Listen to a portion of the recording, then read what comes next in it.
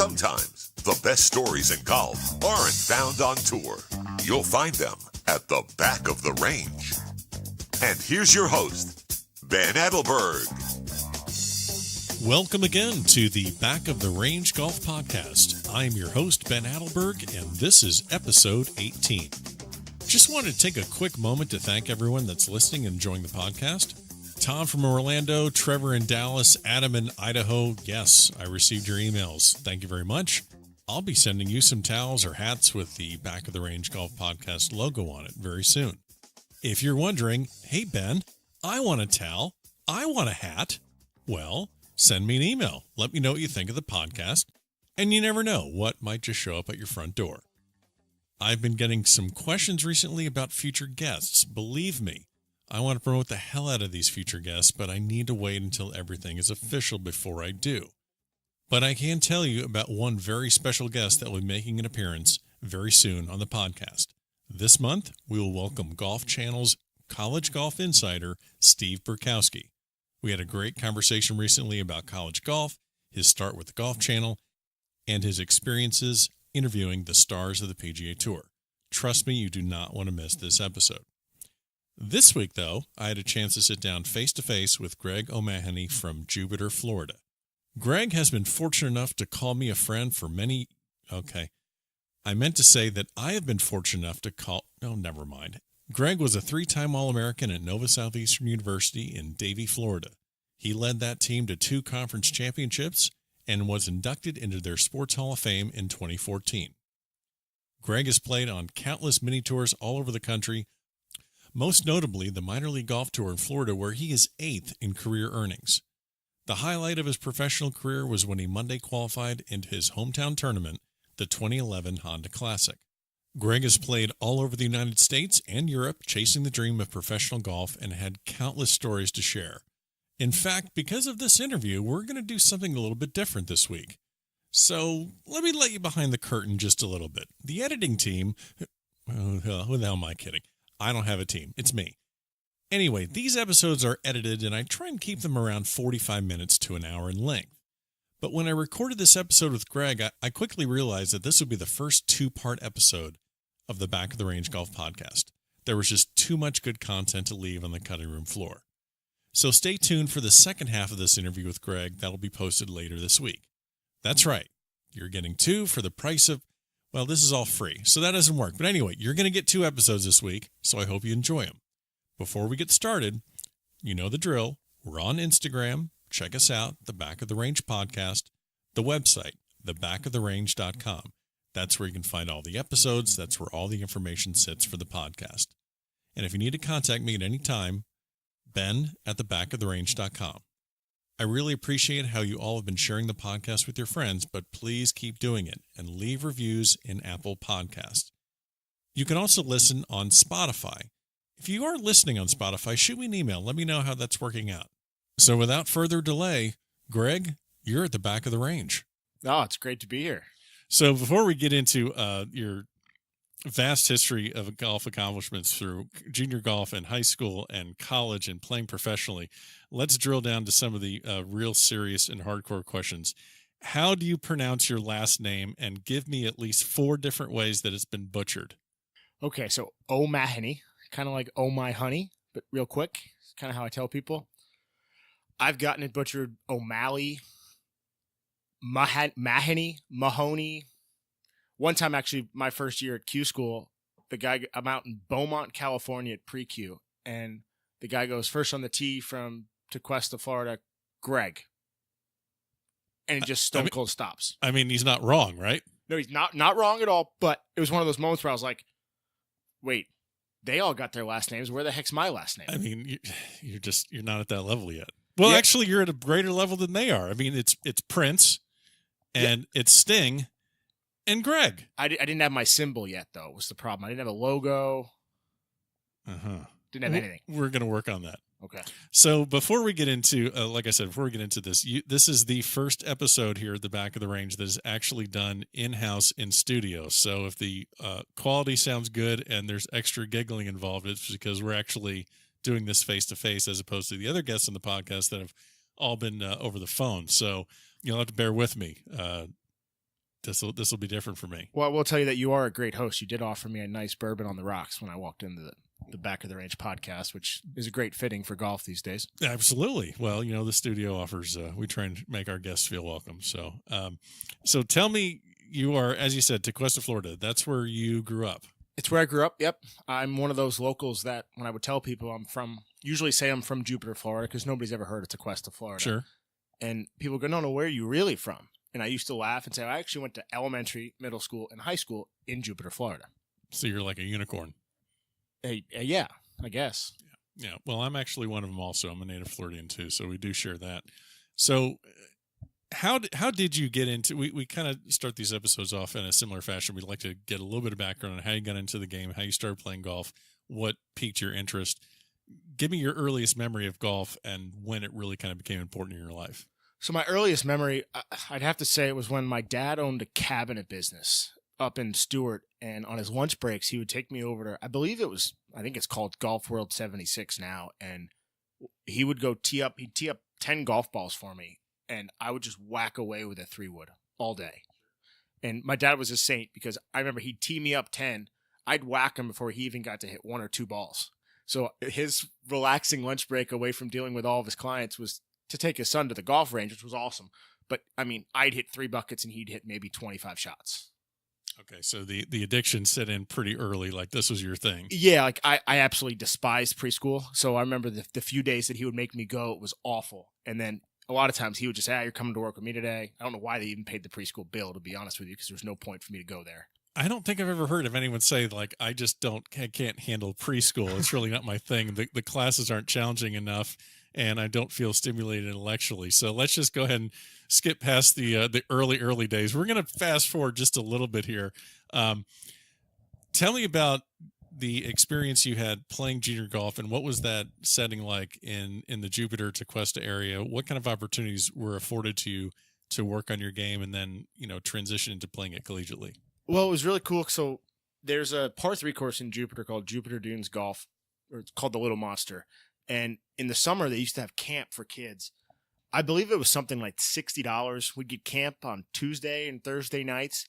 But that wasn't what was awesome about it. What was cool is you could play all the golf you wanted walking all summer. So I remember my parents would drop us off with a bagged lunch at 8 in the morning and pick us up at dark. And yeah. Different time. Yeah, I remember I would go with my older brother and my two of my best friends, and the 4 of us would be there every day. And it's almost like the Sandlot, where if somebody missed an opportunity, it was like, where the heck's Billy today? You know? Sure. And I'll never forget it because, I mean, I did that either 3 or 4 summers in a row until I probably started at 8, and then when I got to be about 12, I got a lot more serious into golf. I started to get a lot better, and then I remember playing on the Treasure Coast Junior Golf Tour, where there are some people that have come out of that are on the PGA Tour now that have done a lot of cool things with golf. And I remember Lynn and Debbie ran the tour, 2 lady professionals that cared more about junior golf than anybody I've ever met in my life. And the Treasure Coast Junior Golf Tour was it kind of got me into the competitive mode of wanting to play golf. It's amazing how all it takes is just a junior golf program and people that care and get you exposed to competition. And that just leads into other aspects of your matriculation in the game of golf. Like without those opportunities, it's just an after school activity, and that's not bringing you towards competition. Absolutely. And like they were actually like big, we would have like clinics and stuff like that to teach you the etiquette and the rules, and they actually did an unbelievably good job. So you play in high school, it comes time for you to play collegiately. What was your recruiting experience like? What kind of schools were looking at you?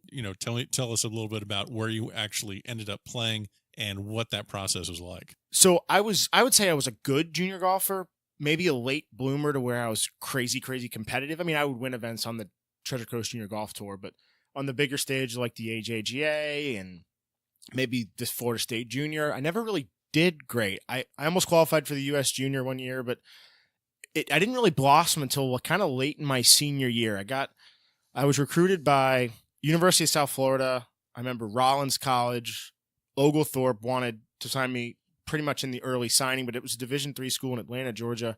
My goal was to stay. I was a naive kid. I wanted to be a Division I golfer in the state of Florida, and that was kind of all I wanted to do. Do you think that the transcripts from your preschool probably hurt you in the recruiting process? Absolutely. They probably thought I was a little lazy. Okay. All right. Well, I mean, you can't blame them. No. I mean, I'd have doubts about myself too if I didn't want to go to preschool and play with blocks all day. I understand. Okay. So you end up going to, you picked USF. So yeah. So how it worked was I picked USF in the April signing, which is the later signing. You can sign early in November, or I don't want to say it's like tax day is when the late signings start. Okay. I picked USF because it was in Florida. It was a Division I school. It kind of hit all my bucket list things, and they weren't a top Division I school. I want to say we were top 100 in the nation at the point. And I was like, you know what? It's a great opportunity. I can grow with them. Maybe we can all grow together. There were 2 other freshmen coming in, so the team was kind of young. We could grow, and it was a very exciting opportunity. And you didn't graduate from USF, though. You spent a couple years there. USF, at the time, I believe it had 45,000 kids. I turned 18 my first day of college. I was kind of a young recruit. Mm-hmm. I wasn't on the right path, I guess you'd say. I mean, I was doing okay in school. I was on track to graduate, but I wasn't on track to like be a good student. I wasn't on track to get a good business degree. I wasn't on track to reach my goals of making it beyond golf, beyond college with golf. So you're just basically treading water, and it just wasn't. I was treading water, but sinking more than I was treading. Okay. So what? So you transitioned from USF down to Nova Southeastern, and apparently a light went off. Yeah. So how it all kind of came together was my swing coach in high school. I started working with a guy named Kevin Marsh back, I want to say my sophomore year of high school, and that was when my game really started to turn. Not to get back off track, but I won an AJGA event my senior year of high school by 11 shots, and it was kind of like that. Whoa, I can maybe win and be a good golfer. Yeah, and when you get that taste, you're like, okay, I want more. And that was right before I actually went to USF. It was June of 2004 when I graduated, right after I graduated high school, and it ended up making me an All-American in high school, an AJJ Rolex All-American, and kind of gave me that drive to like, I want to play professional golf. And then when I got to USF, I had too much fun. I'll be honest with you. I wasn't practicing the way I needed to be practicing. I wasn't goal oriented the way I was my last year of high school. And then halfway through my freshman year, Kevin had actually left PGA Golf Academy and got the head coaching job down at Nova. And I was like, you know what? I'm going to stick it out at USF. I want to start what I came here and do what I wanted to do and achieve goals at USF. And after about 18 months, I realized there was no way I was ever going to achieve the goals I wanted to do. So I decided to get my release papers, and the first phone call I made was to Kevin if he had room for me. How often do you see players transfer out of colleges because they're just not comfortable with the university, they're not comfortable with guys in the team, or the coach has a falling out? Is that something that happens a lot? Because I hear more and more that it does.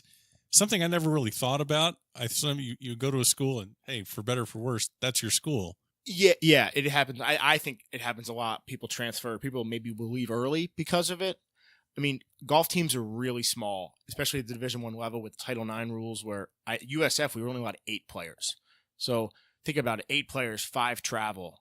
If you're not, quote unquote, good friends with the coach, or he doesn't look at you the best way, sometimes it's a rocky relationship that may not be able to be mended. And I'm not saying that that's what happened with me, of course, but it was just one of those things. It wasn't a good fit for me after about 18 months. Gotcha. So you come down to Nova Southeastern, and familiar face Kevin Marsh is your coach. I got a fresh start. I was closer to home. I was at USF. I was about 3.5 hours away. Nova, I was about an hour away. I could come home, see the family a little bit, and also the fact I got to be with Kevin on a daily basis from a coaching perspective. My previous arrangement at USF, it was more of like I was out lost my own little way, because if I got off on a bad foot with golf or in the wrong direction, I didn't have somebody that could say, hey, this is what you're doing wrong. This is how to fix it. That knew me more than I knew myself, essentially, with golf. All right. So you go from Division I from USF. You're down at NCAA Division II, Nova Southeastern, down in Davie, Florida. What were some of the differences that you saw in the culture at USF that you saw when you got to Nova? So, right off the bat, golf was a big sport at Nova. We were in the top, I want to say 25 in the nation when I was recruited in Division II, and golf was like, hey, this program can win. So the athletic department was 100% behind it, where maybe we weren't viewed as the best thing in the world when we were at South Florida with the football team and all that other stuff. So going to Nova, to having the athletic director come to your team meetings to say, guys, we're behind you. If you need anything, don't be shy. Let me know. Which that was like, wow, they care about our student athletes a lot here.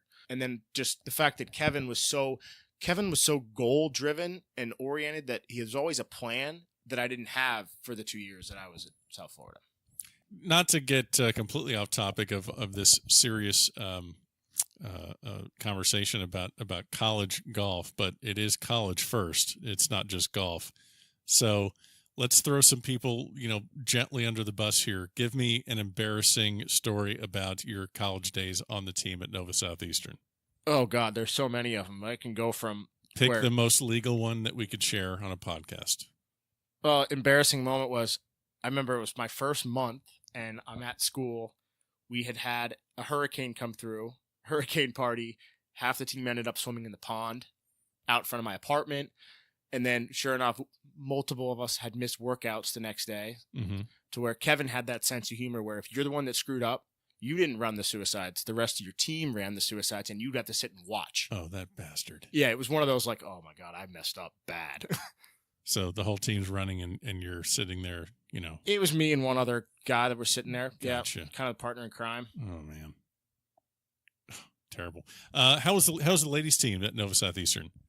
Crazy good, actually. They won a national championship. I want to say my second year at Nova. They had girls that are now, one of them is actually on the LPGA Tour, Sandra Chanchica. Sorry if I butchered that, Sandra. Yeah. So back in your days when you're there playing at Nova Southeastern, who is the woman on the ladies team that you did not want any part of on the golf course? Oh, probably Maria Garcia. She definitely had the ability to make it. I just don't know if she ever wanted. She was from Uruguay. I don't know if she ever really wanted to travel into the States full time beyond college. I think her goals were more business oriented, family oriented.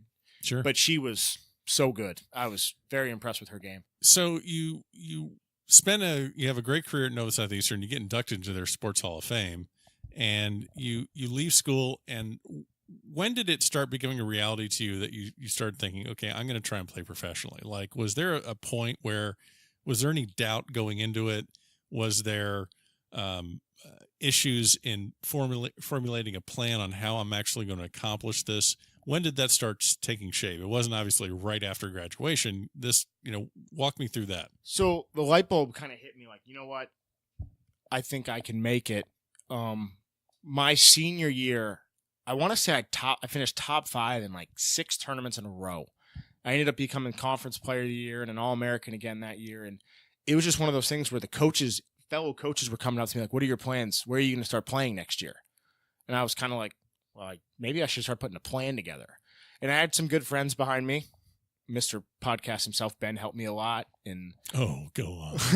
My dad was great with helping me out. I remember he would give me part-time work at the bed and breakfast that they were partners in to make some money to pay for entry fees, which was really cool. And I started playing the local minor league golf tour because I didn't know any better. I didn't have a plan. You see these guys that are superstars. I didn't have the ability to go, oh, can I have a sponsor's invite to go play in the Valero Texas Open? So I kind of went, I need to take a little bit of money that I have and how do I grow that to be able to get to Q school? So that was my goal in the fall when I turned pro. So you basically bankrolled yourself. I mean, you just started, you didn't really have investors. You didn't have sponsors when you started off. You just basically scraped the money together as best you could and used that for entry fees to go play. Yeah, I remember that I had about $250. I know that's funny, but I had $250. My dad gave me $500. I entered the Sunshine State Classic, which was on the minor league golf tour. I think it was a $750 entry fee. I finished third, I want to say, and I made maybe $2,000. So I profited $1,250, somewhere roughly around that. And I remember going, wow, that's a lot of money for me. And so I then was able to play. The entry fees used to range from 160 to 250 for one day or 350 for 2 days. And I just kept kind of parlaying that into more starts. And then all of a sudden I had enough money to go to pre-Q, which was $2,850, I want to say at the time. So I put it up, didn't think anything of it, that they were going to ship me out to California. And then I needed, $1,000 to go out there and all that. And I had a little bit of help from some close family that said, I'll give you a couple $100. I'll give you a couple $100 to get me through that fall. So, this is kind of a interesting topic that we're talking about here, because a lot of it is, okay, you're a college stud, and that's at very different levels, where you have a D1 guy, D2 guy, it doesn't really matter, but you're dominating in college, and you make that jump into trying to play professionally. There's many, many different ways of doing it. You can have, friends at the club give you an unlimited budget so you can spend on travel and coaches and sports psychologists and whatever you need. And then your route, which is basically, here's my bankroll every week I'm putting up for grabs, and I'm betting on myself. There's really not many people behind me. Do you think that added to your success? Like, if it was too easy for you, would you have gotten as far as you did? I honestly think I got like 1,000 times better my first year playing professional golf because of not having the resources to do it. I remember after I missed at Q school that fall, I played in the minor league golf tours match play tournament. The entry fee was $450. I had about $200. My dad gave me some money, and he goes, hey, to my older brother, hey, do you mind supporting your brother for an event? And he goes, what's he need? I go, $175 would help me a ton. I remember after paying the entry fee and everything, I had 27 cents in my bank account. I remember the number. I won't ever forget it. I go out and I struggle. I shoot like 73 in the qualifying round, the seeding round, to get into like top 32 made it. I want to say I was like the 27th seed. I was like, that was kind of embarrassing. But I just chip away. And all of a sudden I'm in the finals and I won the thing. I won $2,500. And that was kind of my let's go moment. Gave my brother back his money and a little bit of help. I maybe bought him a 12-pack of beer or something as a thank you. And nothing says thank you like, low and brow. Yeah. And I won't ever forget that he did that for me because, to give your brother money, that means he believes in you, which was pretty cool. You're talking about the minor league golf tour. Now that's I believe it's based out of Jupiter. Yeah, it's kind of South Florida. Okay. They play from, North Martin County all the way to Broward, I guess you'd say. Tell me about the guys that you ran into on that tour, because I know a lot of the names just because I've kept in touch and researched it. I know Scott Turner, who's going to be a guest on the podcast somewhere down the line. I know he runs a great job there, and they do ungodly amount of events. It seems like every day they're doing something.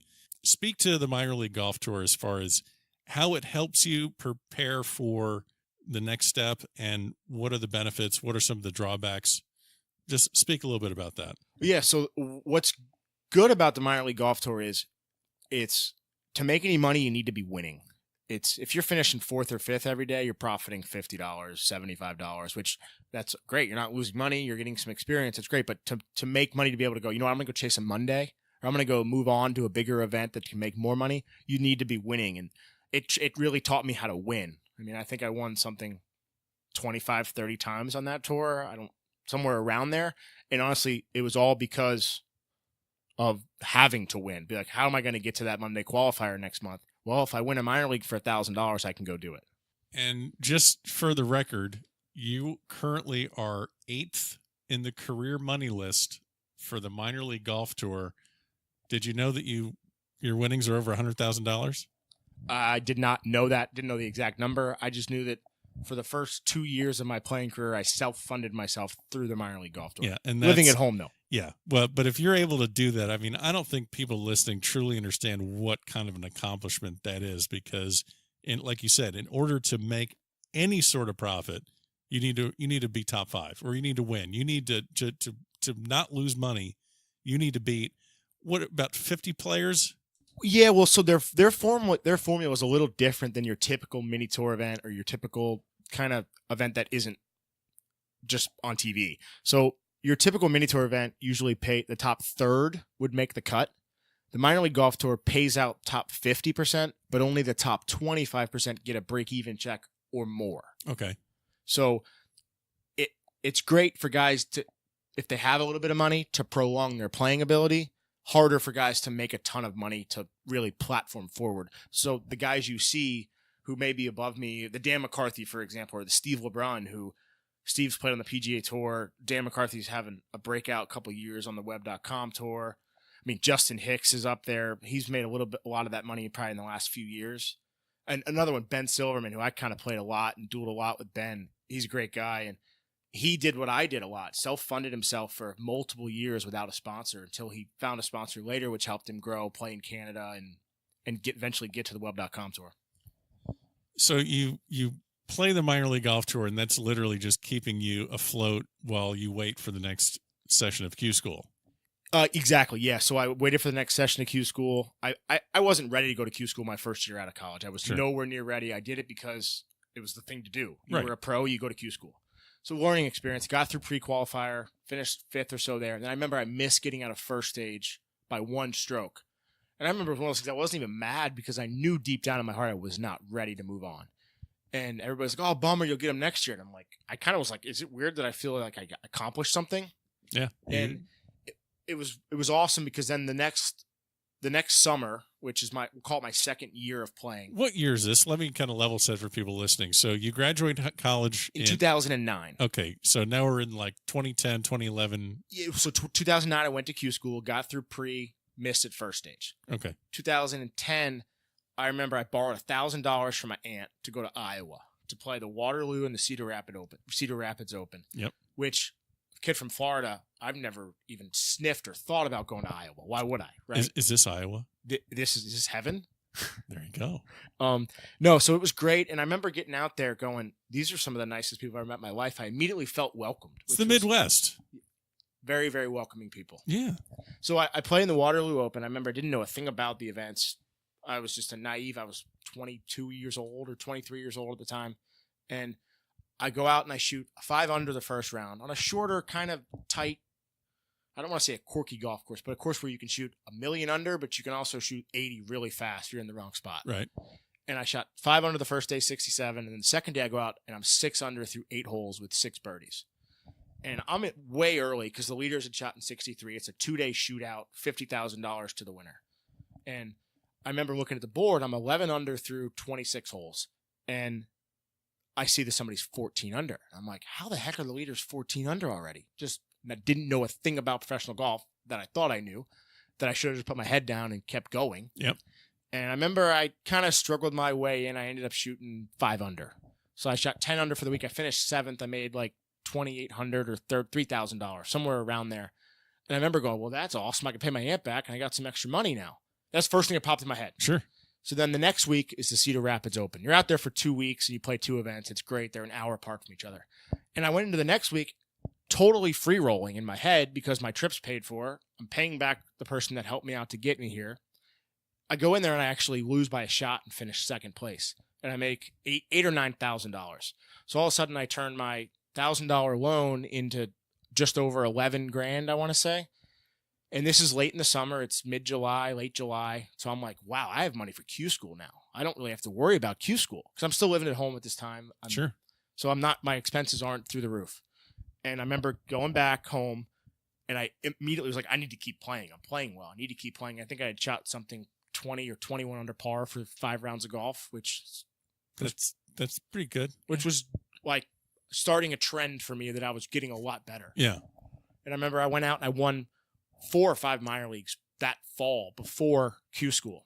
And then I actually Monday qualified into a web.com event, my first web event here in Miami at Miccosukee, which was really cool.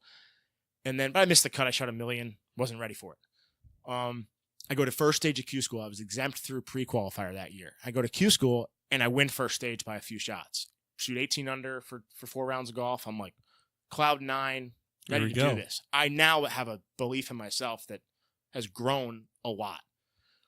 Go to second stage over at Southern Hills and just north of Tampa, and I shoot 66 the first round. So I'm like, kind of like dancing around like golf is great. Yep. I think I shoot 3 or 4 under the first 9 the second day. So I get it to 10 under.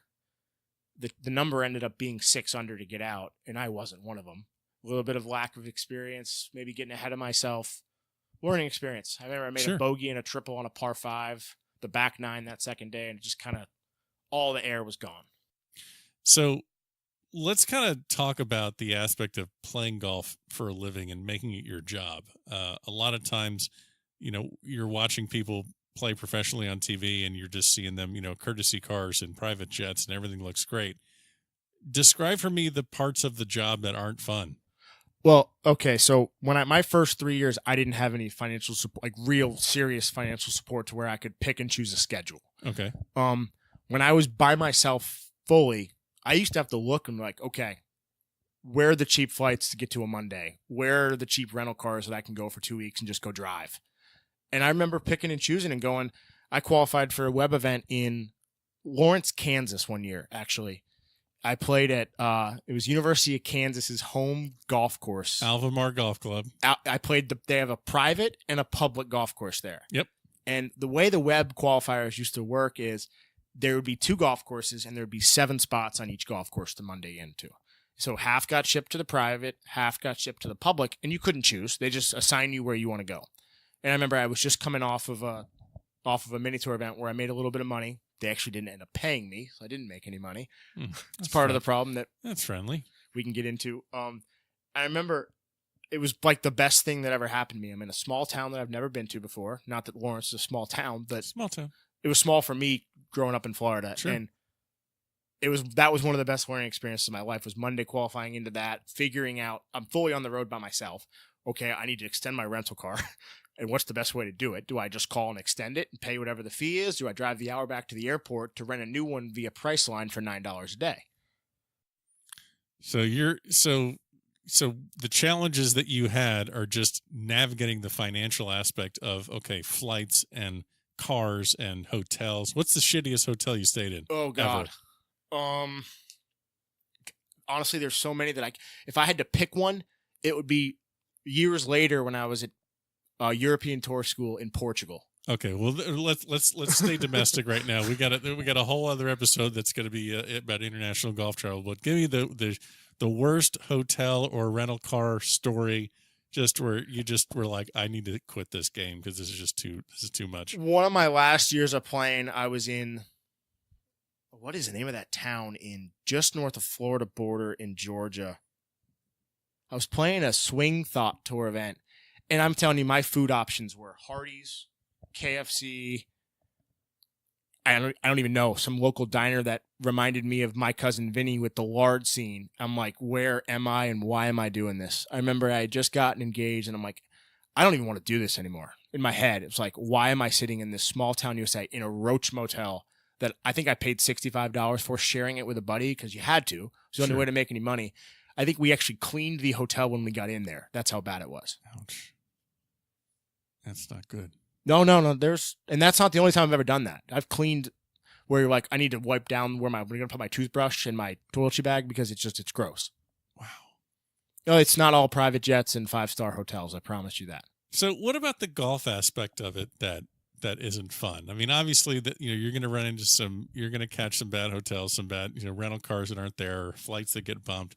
What about the part of the game that is just like, I mean, are there times where you have to go practice and you just don't want to? Oh, God, absolutely. Like, even to this day, being removed from golf for 15 months on a Sunday morning, it's the last thing I want to do is go hit golf balls. And I love the game of golf. But it's not your job anymore. I mean, it's not your full-time job anymore.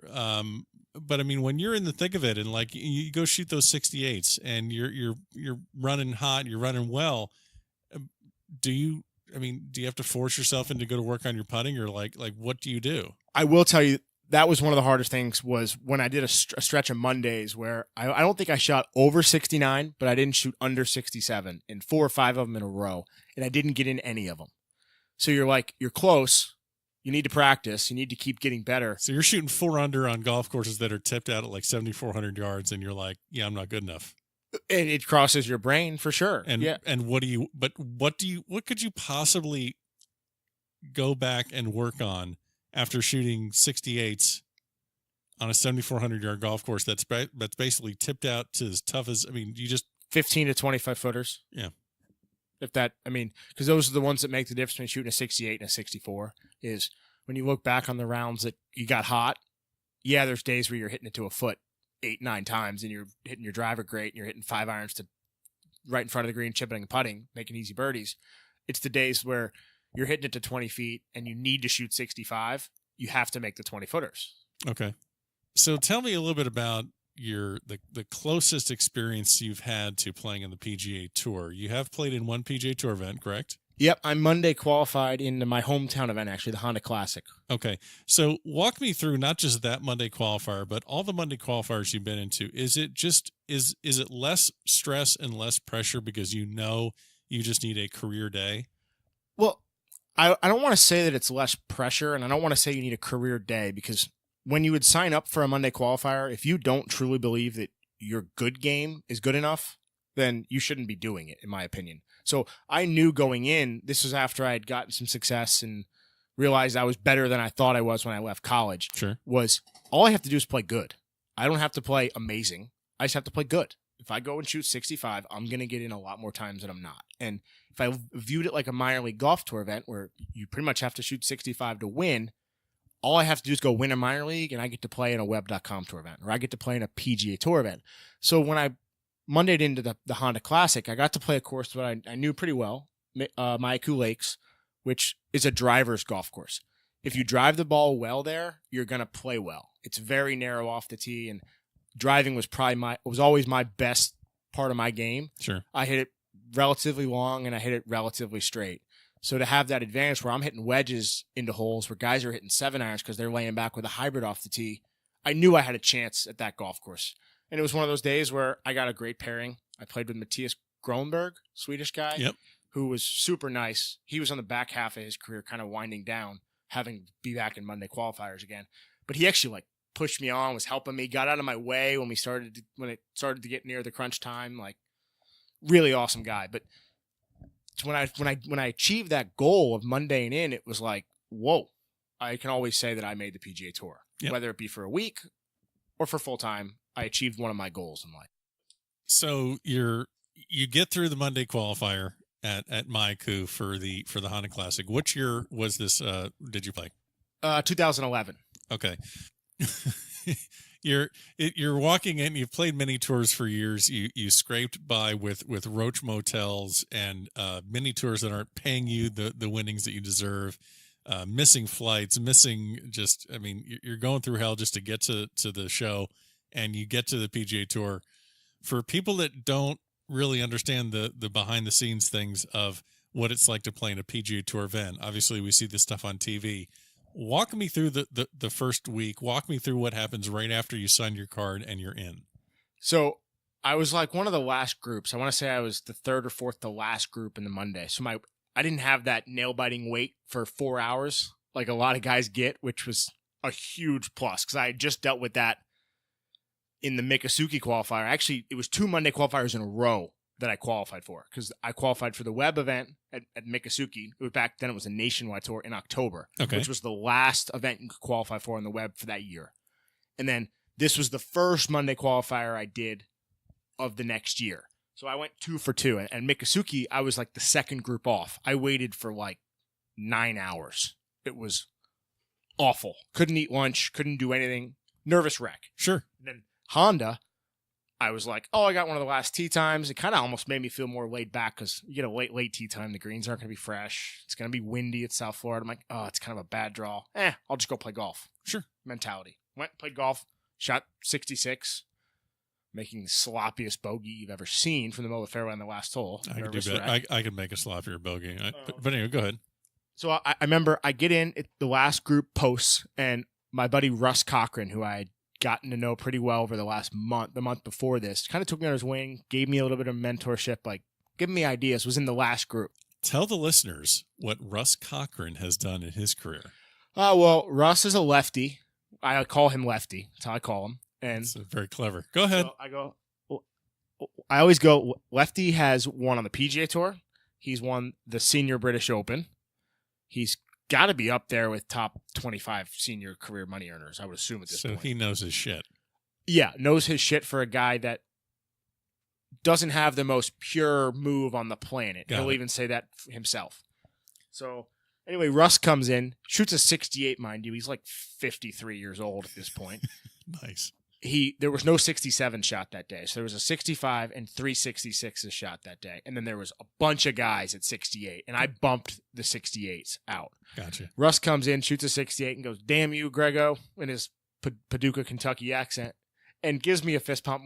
Couldn't have been more happy for me. Gotcha. So how it works is when you get done, you kind of need to be near the scoring tent in a Monday qualifier at the last scorecard being posted, because you have about 5 minutes to be ready for a playoff if there is a playoff. They're not calling you saying, get your ass to the first tee for a playoff. If you're not there, you're not there. Sorry. So all the guys that are going to qualify are there. And I remember there's another young kid had Mondayed in, and then it was, I believe it was two kind of veterans, Josh Broadway, and then I can't remember the fourth guy's name. But they hand you a piece of paper. It says a sheet, and the very top, the very first page says, to gain membership of the tour, you need to make $678,000. That wasn't the exact number, but it was something like that.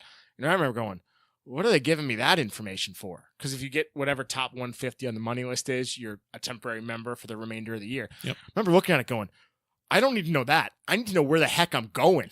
Yeah. Like, I knew it was a PGA National, but do I enter a special gate? Do I need to, like, go somewhere off-site to get a credential so they'll let me through that gate? I remember going, this is unique. It's not the web.com tour where you just show up and they'll say, oh, you're playing golf. Have a nice day. You know, Right. This is like the PGA tour where there's like courtesy vans and everything you could think of stopping people from going to the entrance of PGA National. So I remember I woke up the next day with no info. I had a booklet that said, congratulations for Monday qualifying to the 2011 Honda Classic. My dad's caddying for me. And he's like, what time you want to get to the golf course tomorrow? I go, sun up. Because who wouldn't want to go sit up at sun up and go hang out on the driving range at PGA National for the Honda Classic? There you go. So I remember getting there, and I show up to the security guard, and I go, sir, I've never done this before, but I Monday qualified. Where am I going? And he goes, oh, congrats. You just go up to the valet circle, and there's player parking on the right, or you can valet it, whatever you want to do. And I'm like, I think I'll go ahead and just player park because I got to get my stuff together. My car was a mess. I had just been on the road, and I Mondayed in. I'm like, I got to clean my shoes. The life of the professional golfer. Yeah, I had to figure out which shoes didn't look the worst, essentially, because I needed to look the part while I'm up there. You're basically describing yourself as if you're a guy trying to fake his way into a PGA Tour event, not a guy that actually did. I'm just letting you know that you sound like the guy that wore like a badge that said chaplain on it at the Ryder Cup. Do you know that story, by the way? No, I do not. Yeah, I just heard a story recently that at the Ryder Cup, it was actually Justin Leonard on the Golf Channel at Faraday. So there was a guy, the guy that he hugged right after he made the putt against Olafable, it said Ryder Cup and chaplain. He wasn't. If Apparently, that guy could put that smartness to something useful, he would be a very, very smart, wealthy man, I would assume. well, he lied to Jesus. But anyway, all right. Okay. So you're basically showing up at a PGA Tour event, your first one. You don't know what the hell you're doing. This guy tells you go park there, and Well, I remember, so we get there. My dad grabs my clubs out of the back, and I'm like, oh, I'm going to grab a couple pairs of shoes. I'm assuming they have a locker for me. That way I don't have to carry shoes in every day. My dad's like, yeah, it's probably a good idea. I'm like, all right. So I grab my two best pair of shoes. I walk in. And I remember you walk into the members area of PGA National. And if you've never been to PGA National, it's kind of a factory. They have a bunch of golf courses. There's a like kind of public spa hotel side. right. Then there's a member side, and they take the member side for all the players and for the big media and all that stuff. So I remember I go into the side where it says players entrance. My dad walks in because caddies are allowed in the locker rooms Monday, Tuesdays, and Wednesdays. Okay. They're not allowed in during playing days. And my dad comes in, and I'm like, where do I go to register? And they're like, oh, right here. It's 5 feet from me. I go in. I go, can I register? I'm like, who's your caddy? And I go, well, my dad's my caddy. Well, he needs to register. Sure enough, it's like on the other side of PGA's complex. Of course. So I go, Dad, I got so much stuff to do here. Can you figure that out? And he goes, absolutely goes. He goes and registers, gets his credentials, come back. And I never even thought to get a courtesy car. This was one of the coolest stories that I remember of my playing days. You should tell that story here. Well, so I go up and have breakfast because there's breakfast, lunch, and all the snacks you could think of to kind of keep myself occupied. And I'm Sure. like, free food, mini tour? Okay, I'll go have free food for breakfast. Sure. So I go up and I have this unbelievable shrimp and something omelet. I remember going, this is the life. This is unbelievable. If I make the PGA Tour, I'm going to weigh 400 pounds. There's cookies at breakfast, and there's like everything you could think of that you shouldn't be eating before you play golf, it's there. Mhm. It's probably for the family and the kids, but you're on a field trip this week, so I why felt not? like Charlie and Willy Wonka in the Chocolate Factory. Take one of these. So I'm up eating breakfast. My dad comes up and goes, I got your courtesy car for you. I remember going, what the heck do I need a courtesy car for? He goes, wouldn't it be cool to drive around in a courtesy car that says player of the Honda Classic? And I went, yeah, that's a great idea. Might as well do it. So I remember I drove around in this, fully loaded Honda Odyssey for the week, and it was the coolest thing on the. She hands me I had to go down and get the keys. But my dad reserved one for me because they wouldn't give it to the caddy, which makes sense if you think about it. Yeah, because they're caddies. And so I go down, I go, I guess I'm allowed a courtesy car? And they go, Greg, absolutely. What kind of car do you want? I go, well, I'm a local kid. I got a lot of family and friends. She goes, we'll give you our biggest minivan, the Honda Odyssey. And I go, okay, do you need my driver's license? Do you need my insurance? Do I bring it back full? Where do I bring it back? She goes, yeah, this isn't the Avis counter, okay? This is the PGA. Oh my God, what a goober. Go ahead. Sorry. So I have to look like the dumbest guy that's ever made the PGA Tour event in the history. These ladies are looking at me like, what is wrong with this kid? I just play golf, ma'am. I don't know nothing about no cars. She goes, no, we don't need a driver's license. No, we don't need your insurance. And no, can you actually do us a favor and bring the thing back empty? And I'm like, what? She goes, oh, it weighs less when we ship them off to wherever they ship them to. I'm like, I guess I'll bring it back empty. So I got a free awesome car. I got free gas. I'm like, this is off to a great start. I didn't even think that I was playing for like $7 million in purse money. It never even crossed my mind. Looking back on it, money never even entered my brain. You made it. Yeah, I was like, I'm playing on the PGA Tour. Didn't care. My whole life of playing professional golf up until this point was dollars. I get to this quote unquote the show, and money never even crossed my mind. Wow. It was one of those moments. That's really, I don't know if that's really stupid. Looking back I mean, you could say it. I was not like, if I would have had the same mentality. It's your first time. I mean, obviously I can't imagine any people wouldn't have that mindset, but it's just very interesting how you work your ass off to get there, and you didn't feel the pressure of like, oh gosh, I need to. Well, it was one of those things. I didn't have a sponsor. I was self-funding myself. I paid the $450 to get into the Monday qualifier, which is an absurd amount of money for a mini tour golfer to pay for a Monday qualifier. Sure. And I just was like, I wanted to kind of soak it in a little bit. And my playing buddies, my friends that have been on the PGA Tour that weren't in that week, or guys that I'm very fortunate to practice with, that were like, Greg, have somebody handle your tickets. Have somebody handle all the quote-unquote bullshit that nobody wants to deal with week in and week out. It's going to be a distraction for you. Go get your 50 sets of tickets that they'll give you because you're local, and then just have your brother hand them out. Have a friend hand them out. Yeah. Don't be dealing with it. But I was kind of like, I want to go hand a stack of tickets to the cart guys at the golf course that always treat me very nice. And I want to go hand a stack of tickets to the members at Cuesta for being so good to me. Like, are you kidding me? That's something I want to do. Sure. So I wanted to soak in the experience and share it with people that have helped me get to where I got. Right.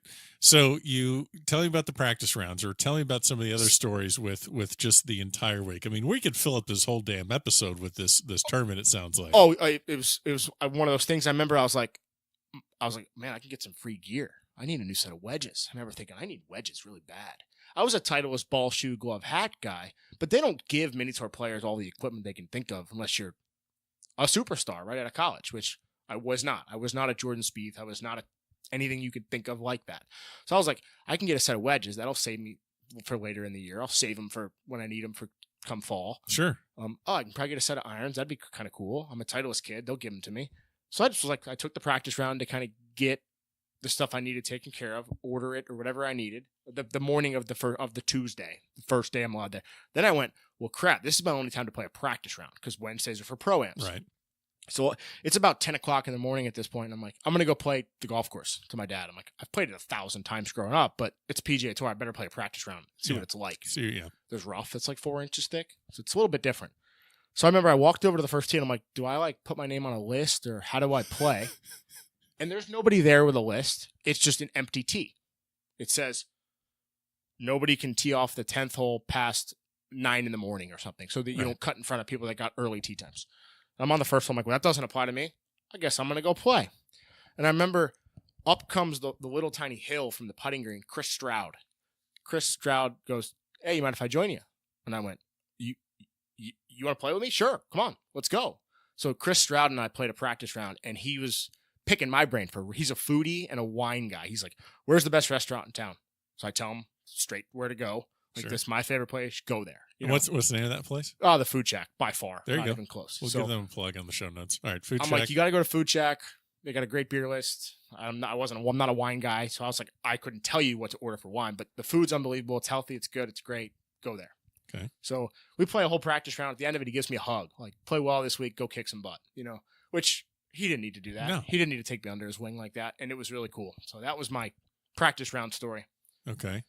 And then Wednesday, I kind of just hung around at the golf course. My mom came out that day, and she was like, oh, I want to go into I got them both family credentials. They could go eat lunch with me and breakfast with me. Actually ate lunch with Tim Tebow, which was really cool. How the hell did that happen? So he's there he playing. There for the Pro-Am. Okay. He's there for the Pro-Am, and he sits down, and he was like I grew up in a Florida State house. My dad went to Florida State. My sister went to Florida State. That's my right. little brother was at Florida State at the time. I'm like, Tim Tebow, this is who's going to have lunch with me? One of those, like, in my head, like. Sure. Then I'm like, that's Tim Tebow. Are you kidding? Yeah. Sure, join me. And he was the nicest person. Who he is on TV doesn't do him justice, in my opinion. So, awesome guy. Was like, I really think it's great what you guys do for a living. I have so much respect for you guys. Such a hard sport. That kind of mentality. I'm looking at him with my jaw on the table like, are you kidding? Kind of thing. So, what other experiences did you have with some of the PGA Tour players that I mean? So that week it was kind of unique. I get paired with Kyle Stanley and Colt Knost, who I believe were rookies on the tour that year. Big gravy. Yeah. Oh yeah. That dude is awesome, by the way. Hilarious. And Kyle, sure enough, gets out of the gate and is leading the golf tournament through about 22 holes. So sure enough, my first PGA Tour event, there's cameras everywhere on Friday afternoon. I'm talking like, what is going on? There's so many cameras moving around. And it got me a lot of TV coverage, which was really cool, that I got to go home and after having a few adult beverages after I missed the cut, got to watch myself on TV, which is pretty cool. Of course. So Colt Knost does not have the typical golf body. And he's not shy to say it either. Not shy to say it. So between Colt and Kyle. Well, a little backstory on Colt. I get done. We're the last group on Friday. It's dark when we're finishing. And it's like a minimum to tip the locker room guys for the week. It's $50 to tip. Sure. That way you take care of the locker room guys. Yeah. And I remember going, hey, is there like a list that I like give a $50 in the bin? That way they check me off so I don't get fined or something. And Colt laughs and goes, no, that's not how it works. You just give it to the locker room guys. There's no list. And he takes out his wallet and gives the guy $50. And he goes, I was a mini tour kid one day. I know what this feels like. I got you. I want to see you next week in Tampa. Which was so cool because $50 for a mini tour kid's $50, yeah. You know? And he paid that for me, which was, if I ever see him, I'd love to take him to dinner or something. Sure. But those guys were nice as can be. Kyle didn't end up winning, but ended up breaking out later that year or maybe the next year and winning in Phoenix or somewhere. Yep. I remember that. Yeah, he won Phoenix right after he spun that ball in the water at Torrey Pines. Yeah, that is. Yeah, I think he made triple or something, and then that's unbelievable to come back and win the very next week. Yeah, the emotions have to be through the roof. Wow. So you also ran into someone. You ran into Boo Weekley. I ran into Boo Weekley in the locker room. I forgot about that, actually. So the week before the Honda is the Mexico event. I want to say they've changed the schedule so much, but it wasn't a WGC then. It was just a regular. I want to say it was the Mayakoba, or they've changed the schedule, so I don't know the exact name of it. And they had given the players 2 bottles of tequila. Oh, jeez. And sure enough, this is like the Tuesday that I first got there. It's in the afternoon. Boo probably shows up late Tuesday to get the week started. I mean, if you're not a Monday qualifier, you're not really chomping at the bit to be on the driving range. No. So he opens up his clubs, and he had put his tequila bottles. He just shoved them into his clubs for the airline. Okay. So you could put 2 and 2 together that both of the bottles did not survive the travel. Okay. So he had a broken bottle. His whole bag reeks like tequila. He looks up at me and goes, hey, man, you want some tequila? It's like the middle of the day. I'm like, I'll pass, you know? He goes, all right. He sits down and has tequila. But I'll drink a beer with you. So I sat and had a Coors Light with Boo Weekley. And then we got very similar T waves. And then Thursday, after we got done playing in the morning, I'm in there taking my shoes off. And they clean your shoes every minute you take them off on the PGA Tour. Okay. New spikes pretty much every day if you want them. He walks around and goes, let me get you kicks. Let me get you kicks to every player until he couldn't carry shoes anymore. This is Boo Weekley. Guy's probably made $20 million on the PGA Tour at this point. And he's picking up other players' shoes to go get them cleaned for him. That's how down to earth the guy is. Unreal. So just as a sidebar, how does a guy like Boo Weekley or some of these other guys that don't have the college background, maybe don't have the sponsorship background, how did the hell do those guys get on the PGA Tour as compared to the Maverick McNeelys, the Ricky Fowlers, the John Rahms coming as, studs, the Joaquin Neiman, who's going to come out, the number one amateur in the world right now, Joaquin Neiman. How the hell do you explain stuff like that where you got guys that just have no background, you have no idea where they come from, and they just show up and they're on tour? Well, I will say that he probably did a lot of what I did when I first came out. Self-fund, win, learn to win, and then he capitalized on the opportunities that I didn't capitalize on, which I had every chance to make the PGA Tour. I was given every opportunity. I gave myself a lot of those opportunities, but I just didn't close at the right time when I needed to. Okay. And I would say Boo probably closed when he needed to. And I think mini tour golf and pro golf has changed a lot from when he first came out to make it. There was a lot more avenues to self-sustain. You could play the Golden Bear Tour, the Gateway Tour, and make $125,000 a year pretty easily, like if you were a top player. Okay. When I came out, if you made $35,000 on the minor league tour in a year, it was like you killed everybody. Sure. Yeah. You can't pay your bills yeah, off that. the Golden Bear Tour doesn't exist anymore. No, Hooters really is. When those tours were designed to where you could play 40 events in a year, some of them being 3 days, some of them being 4 days, where if there was a 3-day event, you'd play 6 rounds of professional golf, 2 tournaments in 8 days. Right. To where if you win both of them, you make $60,000. That was never around for me. And those guys are sleeping in the same bed. Their travel expenses are zero. You're just paying your entry fee and you're going home every night after you play. Yeah. So it was a different animal back then. Gotcha. Okay. So not to sound like I'm complaining in any way. No, it's a different thing. It's I remember Steve Anderson, who's on our first episode, he mentioned several times that he played the Golden Bear Tour where you just give like $15,000 for like a 7-month series, and that was it. And you could very easily make a lot of money to support a family almost. Sure. And they actually had a rule, I believe, back where you had to go to Q school because they didn't want guys that were good at golf that didn't want to travel. Right. Like crushing their tour and not help because they wanted to see guys move on and have an Sure. advertising name for them. Like Ken Kennerly was great at that, who ran that, now owns the Honda or runs the Honda. Yeah. So you missed the cut at the Honda. Does this give you the taste of, man, I want to get back here again? Or did you feel like I made it and whatever else I do is gravy? Not even close. I was like, I need to make it full time. Okay. It was almost not that I wasn't dedicated. It was a different gear of dedication. I remember I went and played a minor league event that like 4 days later and shot. This is funny. I look back on it and I laugh and I go, I shot 44 on the front 9. I'm playing with a buddy of mine at the time, Tom Carter, who was one of the first ever Battlefield promotion on the web.com to the PGA Tour. He was trying to get back into playing and making it again. We get paired and I shoot 44 on the front 9. And I'm telling you, I looked like a 25 handicap. I couldn't chip. I couldn't putt.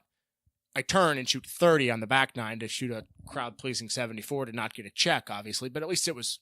At least you remembered how to play golf. Yeah, it was kind of one of those like, okay, the hangover's over of making the PGA Tour for a week. Let's get back to work. How much did that suck going from the PGA Tour to a minor league event? I mean, I don't want to say that it sucked.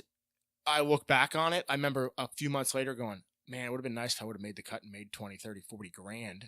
I'm not stressing over how I'm going to play in April, So you get your taste of what the PGA Tour looks like, where basically Boo Weekley is the most overqualified shoe technician, and you're transitioning towards Q School. So you know where you want to be. You had a taste of it. Tell me about Q School that year. Okay, so I Mondayed into another web event that summer, missed the cut. Not a big deal, but I'm starting to get a trend where I'm Mondaying in. I'm like, I got the ability to do this. Yeah. Go to Q School and full on develop the shanks. Not kidding. Those are the El Hosels, the tin cups, whatever you want to call them. I developed them. Chili peppers up Lee Jansen's ass. Exactly. Got it. I end up missing it first stage by like 3 strokes, which was like a big punch in the face, 5 steps backwards. What am I going to do with my life kind of mentality? Like, I don't have any money. I'm now a year older. I had been to Q School 3 times now. I'm 0 for 3. I'm like, I know I'm good enough to make it. So I take like 6 weeks off. I'm like, I'm not even going to touch my golf clubs. Like I need to kind of reassess. I had never taken a break since college because I needed the money really bad. And I remember a buddy of mine goes, hey, why don't you come play in this pro member with me at Calusa Pines? So Naples, Florida, ultra exclusive, one of the best courses in Southwest Florida. So I was like, oh, I'd love to. I've always wanted to play there. I'd absolutely love to. He was a club pro. So they invite club pros and PGA Tour pros. It's kind of one of those exclusive things. And it happened to be during the week of finals of Q School. And the guy that he had normally played with, a good buddy of mine, had made finals, so he couldn't play. He's like, Greg, come play with me. Who is this guy? My buddy's name's Adam Reno. He's one of the top club pros in the nation. He actually played in the PGA championship a couple years ago. The guy that made finals that you took his spot as Derek Fathauer, kid I grew up with, from the Treasure Coast Junior Golf Tour days. We're longtime friends. We played rivals in college a little bit. He was a stud, All-American at Louisville. Different story. We're going to get some Fathauer stories, yeah. But, so I miss a Q school. I take some time off. I play in a mini tour event without having touched my clubs. I hit balls the day before, and I go and shoot 12 under, don't make a bogey, lose by a shot. Make a couple grand. I'm like, well, maybe I needed a break. The shanks were gone. Go to the 3 days later, I drive over to Naples, which is the hardest golf course in Florida when they set it up for this pro member. It's a pro member. There's a pro division where it's best ball between you and your pro buddy. And then there's a best ball, one gross, one net with your amateurs. Remember, I hadn't seen the golf course, didn't have a chance to play practice. I shot 66 without a bogey. And our team was leading. I think we shot 63 best ball or something, which was like leading by a couple strokes against PGA Tour guys. And I remember the guy I was playing with goes, why are you not out there? Yeah. And this is when I found my first sponsor. Not going to mention names, not going to mention who it is, but don't need to. He wrote me a very nice check and sponsorship deal where I gave a good portion of my future in the deal, which is how sponsorships tend to work with mini tour guys. And that gave me not the relaxation, but the comfort to know that I'm doing the right thing, that somebody's willing to write me a check basically as their employer or to go play golf for a living. They have faith in what they just saw, and they're in a financial situation where they're not expecting a huge return. If they get it, they get it. Full on gambling, buying a horse to go to the Kentucky Derby that's a puppy, or whatever our baby horse is called. It's not a puppy, but that's okay. I played golf for a living. You play golf, yeah. It's trouble with middle school. Yeah.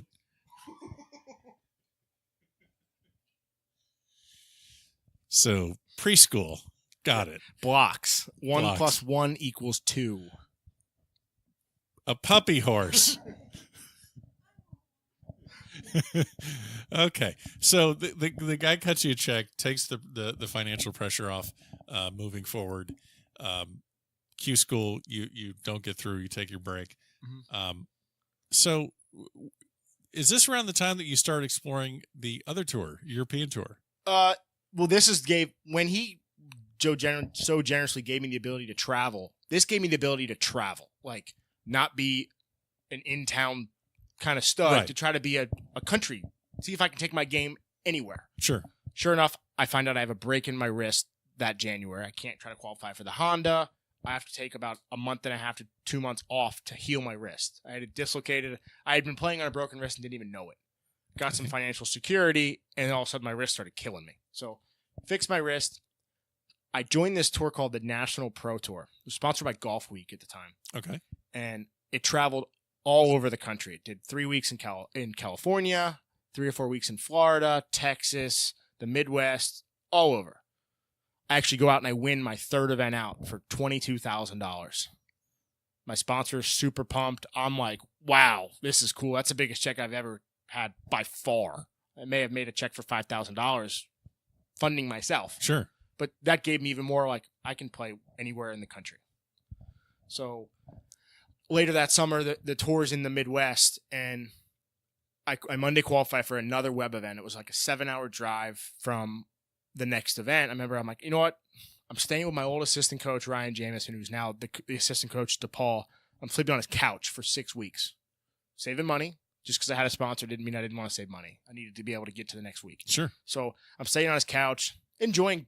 I've never spent any time in Chicago. I was staying in downtown Chicago, in Wrigleyville, got to enjoy the life on the road a little bit. Sure. First time I actually got to sit back and actually enjoy where I was at, traveling as much as I was traveling. And remember, I'm like, hey, would you want to come caddy for me for 2 weeks? If I get into the web, caddy for me. If I don't, we'll go play this event in Bolingbrook, Illinois, a mini tour event. I go, I'll pay you whatever you would make because this was the summertime, so I think he was caddying part-time at a golf course. I'll pay you whatever you would make for the week, no matter what. If I get in or don't get in, whatever. I want to caddy. I need a break and carry my golf clubs. And if I get into the web, I'm going to need a caddy anyway. I go, well, we can share the hotel, dinners or nothing. We'll figure it out. And he goes, heck yeah, I'd love to. I never got to play pro golf. I'd love to get a taste of it. There you go. We go and I shoot 63 in the Monday qualifier. I assume that did it. Actually, you'd be surprised. I had to go to a 6-for-4 playoff. You're shitting me. That was one of those 8-hour nail biters. I hate that when I shoot 63 and doesn't get me in. Man. So I go out to this is where I got to meet a guy that I think the world of. I'm in the playoff with Morgan Hoffman. I appreciate it. Oh, I'm sorry. Yeah, sorry. So Morgan Hoffman. I get to meet Morgan. He's in the playoff with me. And we go up there, and this was before he was whoever, this PGA Tour guy. Awesome. He's obviously was a stud at Oklahoma State, I'm sorry. Forgive me. All-American. Stud, but he hasn't made it yet. Okay. So we go out, and we go in the playoff, and we both just step up and crush drives. I'm talking Murder, She Wrote, 330, down the middle. Is in the Midwest where they mow the fairways, one side downgrade, one side into the grain, and we're literally on the line, like a foot from each other. Okay. And he goes, so do we get in because we hit the longest and the straightest drives? That's what he said to me. That makes sense. And I'm like, we're trying to battle for our lives, and this kid has that good of a sense of humor. Like, instantly, I knew he was a great guy. And we both par the first hole. One guy makes a bogey. So now it's a 5-for-4, drivable par 4. I have the box. I step up and hit it 75 yards right out of bounds. I'm like, well, this was fun. Guess I'm not making this event. Hoff, being Hoff, steps up, murders a driver onto the green. I'm like, why would you hit driver? That's just how good the kid is. Two of the other kids then grab irons and lay up like anybody else would. Last kid hits driver, hits it right at me out of bounds. One of those, wow, game on, I'm back in it. Right. We both end up re-teeing, making birdie for bogey. So now it's a 2-for-1. The other guys all make pars and birdies, and they're on. Right. So now it's 2-for-1. Third hole is par 5. I step up, blast driver in the fairway. He hit blast driver. He hits a hybrid to like 40 feet, par 5. I hit an iron to like 5 feet. I make an eagle. Done. So I hit a ball out of bounds and made an eagle to get into a web event. So golf is so dumb. Another cool story of meeting some really cool guys that have become very famous, I guess you'd say, or who already were famous. Buddy of mine is Sam Saunders, Arnie's grandson. Really great guy. Played a lot of mini tour golf with Sam. I got to stay on his couch quite a few times back when we were playing mini tour events in Orlando. Turned into a really good, like a friend of mine. Sure. So I Monday into the web event, and I go, hey, you want to play a practice round? I just Mondayed in. He had his web card this year. And he goes, abso-effing-lutely. I'm going to play with Billy and Lee at 8 a.m. I'm like, I didn't even think who Billy and Lee were. All right. Get there, it's Billy Horschel and Lee Jansen, who I grew up with Billy. Billy and I played a lot of junior golf together. Not friends, not enemies, acquaintances. You know what I mean? Just, hey, how's it going? Range, give him a high. Yeah, good to see you. Play a practice round. We get into a money match. I'm like, whatever it is. It's money match, mini tour golf. It's $2 best ball. Like, I mean, literally a comical a bet for who these people are. You know what I mean? Billy hadn't made it yet. Lee's obviously had won the U.S. Open a couple times. 2-time U.S. Open champion, yeah. So you guys are playing for $2. And literally Ryan's joking, saying, don't hit any chili peppers on Lee Jansen's ass. Oh. My caddy literally saying that to me in the practice round. Okay. I'm like, hey, Pards, whose side are you on here? That is funny, though. Being the gambler Ryan is, he's like, hey, I want half of whatever action we have today. So I go, okay, done. I don't know what we're playing for, but done. It's on the way to the golf course. Sure. So sure enough, Billy turns out to win the FedEx Cup. Lee is Lee Jansen. Sam's turned his career into a great career. He's doing a lot of good things for what his granddad's done. Like, I really admire what he's done with the role that he's in. And anyway, at the end of the day, it ends up being where we played a skins game. Sam and I took on Lee and Billy. We lost $8 each. Brutal. $8. I remember going, okay, Ryan, you still want half the action? Joking. Don't want $4 from him. I hand Lee a $10 bill. I didn't have $8 exact dollars. Sure. So I just go, hey, guys, I really enjoyed it. I got to go find a golf swing. I lost $8. Obviously, I'm not playing well enough. I'm losing money in practice rounds. Sure. So I go, and I had to get some club workout stuff done. I was with Adams Golf at the time, and I wanted to get the newest driver. Hadn't been able to get to their facility and all that stuff. And I remember going on the range, and all of a sudden, about a half hour later, Lee comes out and hands me $2 bills.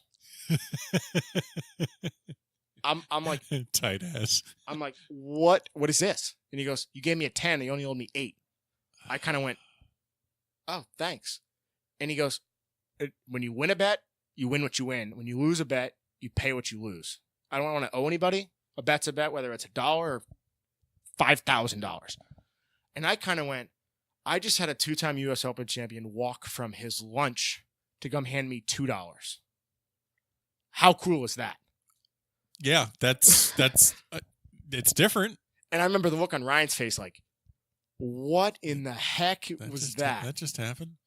Did you pick his brain at all during that practice round, or you guys are just too embroiled in the heavy finances of this monumental money match? Actually, yeah, the course we were playing was really tight, bent fairways. I'm talking spectacular. Victoria National. If you're ever in the Midwest in Evansville, Indiana, and you get the opportunity to play it, play it. Okay. 14 awesome holes and then 4 crazy hard holes, like crazy hard holes. And I remember I hit a drive on like the 12th or the 13th hole, this little short par 4, and I had like 72 yards into the grain bent. And I full on lay the sod on it. And I want to say Sam was in his pocket. And I lay the sod on it. And I go, man, I don't think I like the way my wedge is set up for this grass. One of those, like, not blaming my equipment, but kind of like, I want to get a different wedge for the way this grass feels. And Billy comes over and Lee comes over and goes, oh, let me see your wedge. And they went, oh, man, that's a great Bermuda wedge. That's a terrible bent wedge. And I kind of went, can you kind of show me a little bit of what the heck you're talking about? Sure. So they're like, oh, you want to get one that's a little bit sharper. You know, yours has a little bit of a round. You want to get it with a little bit different bounce. And they're like, tell me you want. I don't remember exactly the grind he said. He goes, go to JJ, Titleist rep at the time. Have him build you an M grind with a little bit of this kicked off. And sure enough, it was like, wow. Lightning. Just light and day. Yeah. Didn't feel pressure over the 74 yarders on a tight into the grain bent lie anymore. Equipment does make a big difference. For the average amateurs and the average people that play in their club or they watch golf on TV, I mean, they just have no idea, do they? Just with the preciseness of the equipment. Not a clue at all. I mean, honestly, after that, I started to carry 3 to 4 60-degree wedges with me everywhere I went. Because you never knew if you were going to get a great golf course, a bad golf course, a firm golf course, a soft golf course, a grainy golf course. You needed a different grind for every one of those. And I learned a lot in that one practice round because of that. Wow. And what those guys do on the PGA Tour, I mean, they'll play with like 0 degrees of bounce at the British Open if it's firm. Because they just can't, they don't have room for it because the ground's so hard. And they're just picking everything clean. They're not hitting anything with their bounce of the wedges. It's just a different, that's how good they are. They can change their short games to adapt to the golf course. And there you have it. That is the end of part 1 of Greg O'Mahony's interview here at the Back of the Range Golf Podcast. Hope you all are enjoying it so far. Part 2 is coming up soon.